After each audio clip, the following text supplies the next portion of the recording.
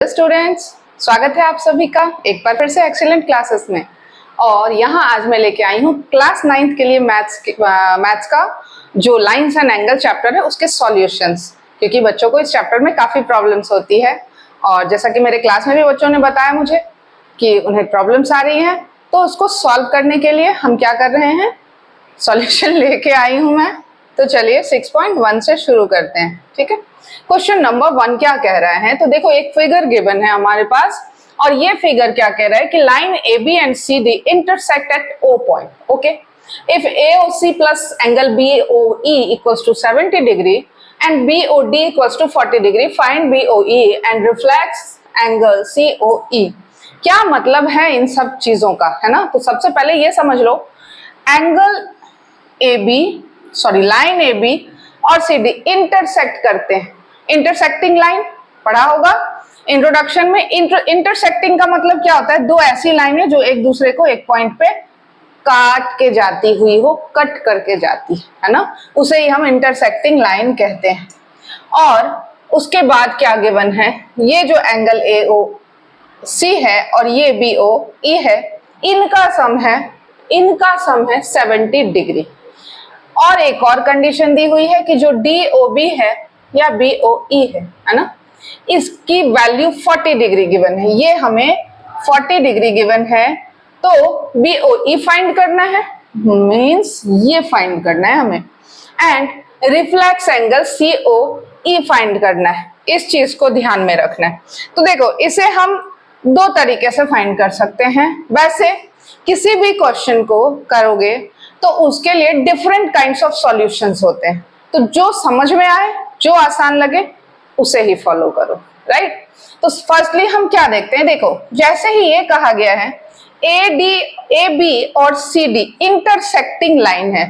देखो बच्चों, जो AB है और CD है, दे आर इंटरसेक्टिंग लाइन। तो जो इंटरसेक्टिंग लाइन होती है ना, उसके चारों ओर देखोगे ना एंगल्स क्रिएट होते हैं।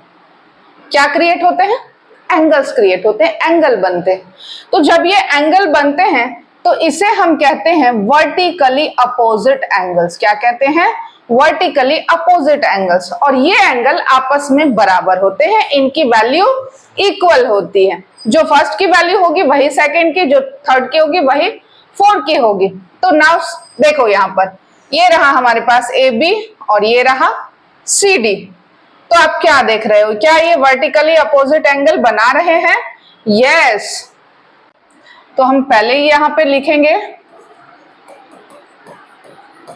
गिवन। क्या गिवन है हमें, angle AOC plus angle BOE is equals to 70 degree, right. क्या गिवन है, 70 डिग्री है इन दोनों एंगल का sum. And angle BOD is equals to 40 degree. ये गिवन है हमें, है ना, ये गिवन है। और फाइंड क्या करना है, क्या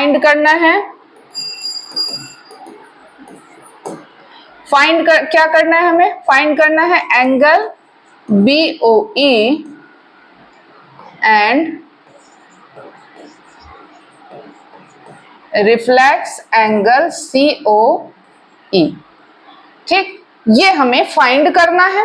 तो सिंपल है, हम यहां से इसकी वैल्यू पहले निकाल लेते हैं। देखो गिवन है ना, क्या है, AB and CD, AB and CD lines AB and CD are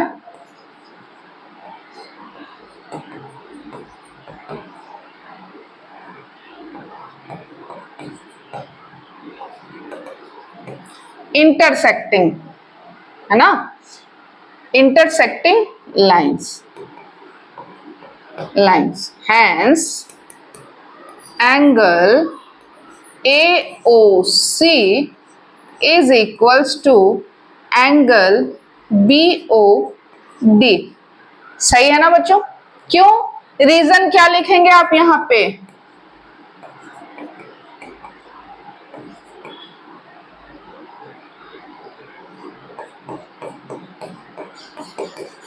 vertical opposite angle. ये कौन सा एंगल है?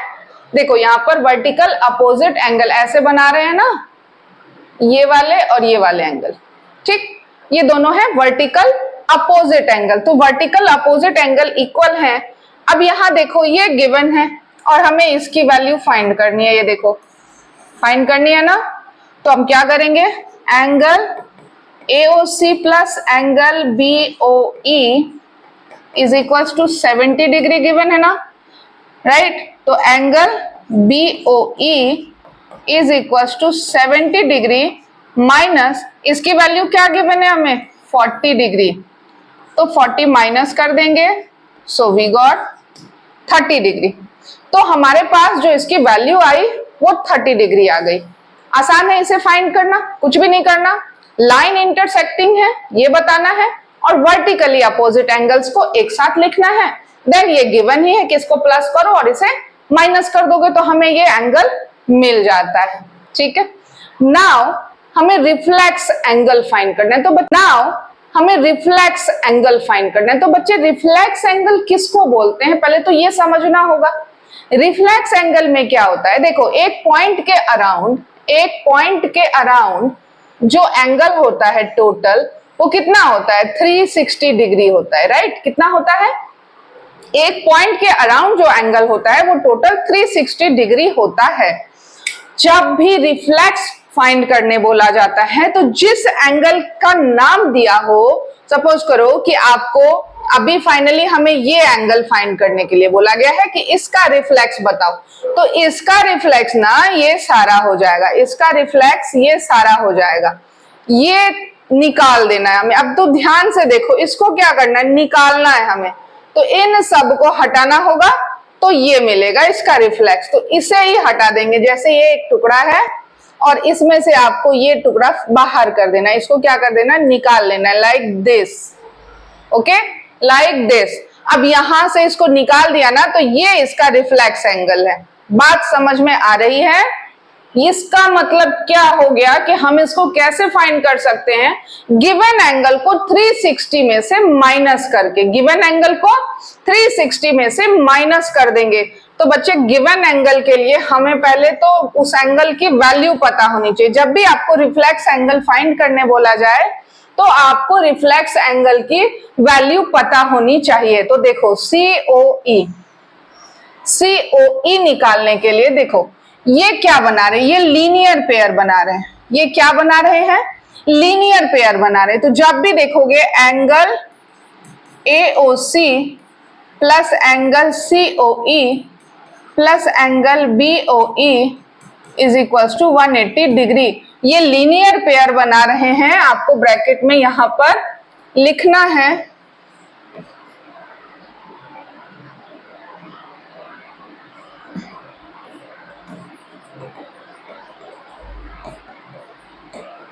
लीनियर पेयर है ना, तो लीनियर पेयर लिखोगे। अब यहां देखो ये और ये इनका सम तो गिवन है 70, ये गिवन है ना, क्वेश्चन में ही गिवन है। तो angle COE is equals to 180 minus 70 degree, तो कितना आ गया, 110 डिग्री, राइट। और हमें फाइंड करना है रिफ्लेक्स एंगल। तो रिफ्लेक्स के लिए मैंने बताया रिफ्लेक्स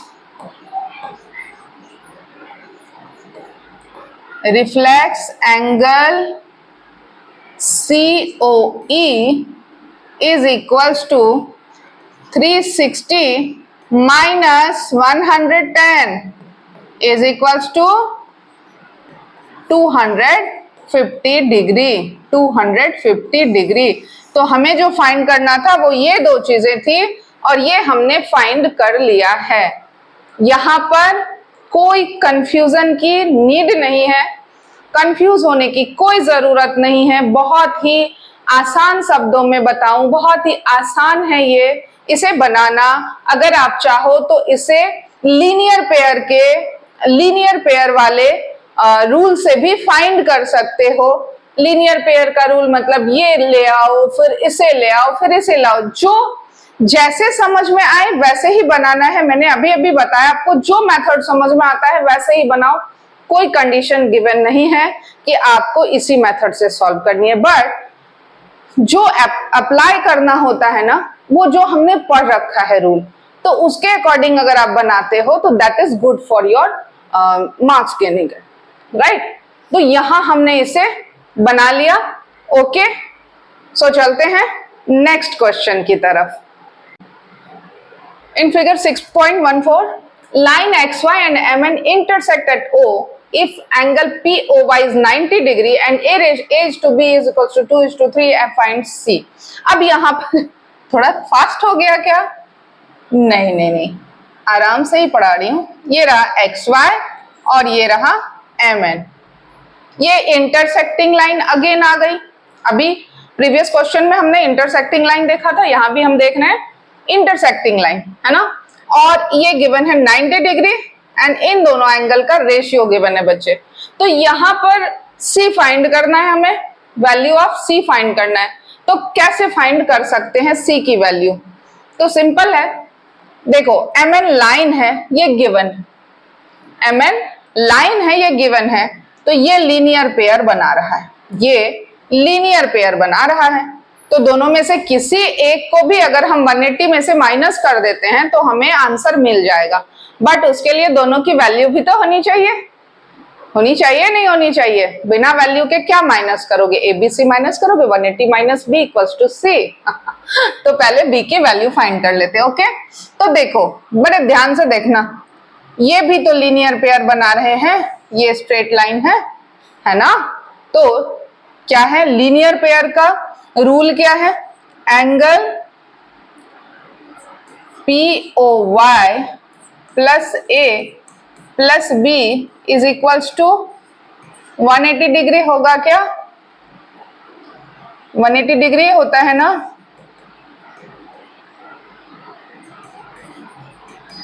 लीनियर पेयर। ओके, अब देखो PYQ 90 डिग्री तो गिवन ही है, ये 90 हो गया, तो बच्चे यहां से A प्लस बी क्या बना देगा? 90 डिग्री बनाएगा ना। अरे 180 में से 90 माइनस करोगे तो ऑब्वियसली 90 ही आएगा ना।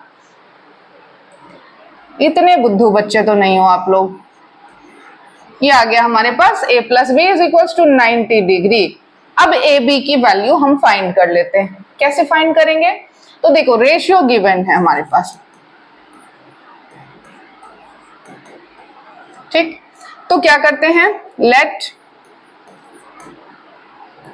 Late B A is equals to x, मतलब रेशियो को हम x ले लेते, तो A is equals to 2x, B is equals to, चल जा क्या हो गया, B is equals to 3x। Okay, और इन वैल्यू को हम यहाँ इस इक्वेशन पे रख के देखते हैं। तो 2x plus 3x is equals to 90 degree, और ये हो गया 5,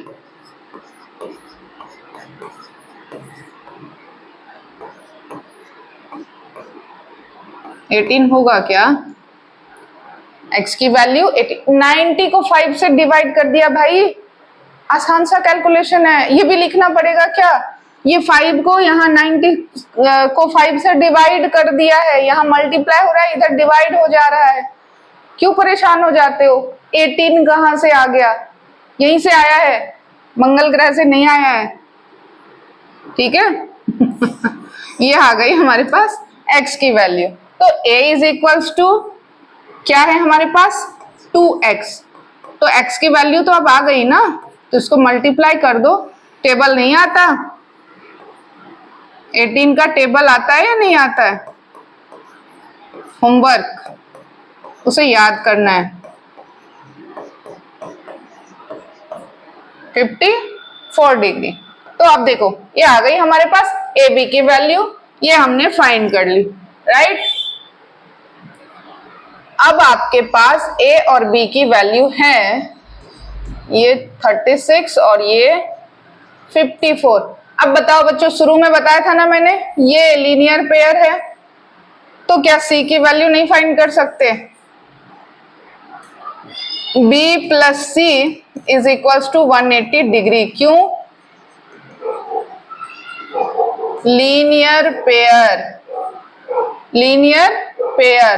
तो यहाँ पे क्या हो जाएगा, C is equals to 180 minus 54 और यहाँ माइनस कर दो तो ये हो गया 6 और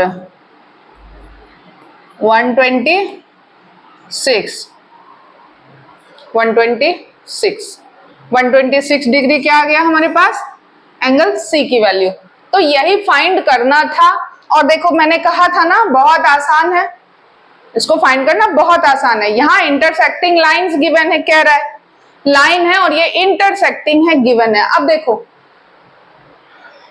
यहाँ इसको फाइंड करने के लिए एक और इंटरसेक्टिंग रूल लगाते ना, तो 90 में 36 को प्लस कर दो। देखो वर्टिकली अपोजिट एंगल, इसको ऐसे भी फाइंड कर सकते थे, मैंने प्रीवियस क्वेश्चन में वर्टिकली अपोजिट से फाइंड करके बताया और इस वाले में हमने लीनियर पेयर से फाइंड किया है। तो याद रखना है कि मेथड जो भी यूज करोगे बस करेक्ट होना चाहिए, ओके, करेक्ट होना चाहिए, गलती नहीं करनी है वहां पर। और जब इसको फाइंड करोगे तो इस बात का पूरा ध्यान रखना है कि हम जो अप्लाई कर रहे हैं रूल वो सही हो। फिर चाहे लीनियर रखो, वर्टिकल अपोजिट एंगल्स रखो, बस आपके पास जो वैल्यू आ रही है वो करेक्ट आनी चाहिए। सो ये तो हमारा खत्म हो गया, फर्स्ट क्वेश्चन हो गया, सेकंड क्वेश्चन हो गया, थर्ड भी बना लेंगे। But like share and subscribe तो कर दो, ये भी बोलना पड़ता है, लाइक शेयर एंड सब्सक्राइब कर दो। चलो क्वेश्चन नंबर 3, क्वेश्चन नंबर 3 क्या कहता है, in figure 6.15 angle PQR is equals to PRQ। तो PQR बच्चे ये वाला एंगल है और दूसरा एंगल ये है, ये इक्वल गिवन है। तो प्रूफ क्या करना है, इसको प्रूफ करना है कि क्या ये दोनों बराबर हैं, ये दोनों इक्वल हैं। तो देख लेते हैं कि क्या ये सच में इक्वल है। ओके, तो गिवन क्या है पहले वो लिख लेते हैं। Given that angle PQR is equals to angle PRQ, ठीक है, PRQ गिवन है। अब यहाँ पे हम कंडीशन देखते हैं। फर्स्टली हम इन दोनों एंगल को देख रहे हैं और ये 180 डिग्री अगेन लीनियर पेयर बना रहा है। ट्रायंगल मत देखो, यहाँ पे लाइन ही देखो। Angle PQS plus angle PQR is equals to 180 degree. ये होगा क्या, ऐसा हो सकता है, बिल्कुल हो सकता है ना, ये देखो, ठीक है। अब यहां पर एंगल PQS ये फाइंड करना है ना, PQS इज इक्वल्स टू 180, इसको माइनस कर दो PQR, पेन नहीं चलता है 1, ठीक है। अब नेक्स्ट साइड में चलो, वहां उधर चलते हैं। Angle PRT plus angle PRQ is equals to 180 degree. Angle PRT is equals to 180 minus angle PRQ। Equation 2। Now comparing equation 1 and 2, comparing equation 1 and 2, ये हमें इक्वल गिवन है, ये इक्वल गिवन है, this two angle are equal. देखो यहाँ मैंने लिख के भी रखा हुआ है, ये इक्वल गिवन है।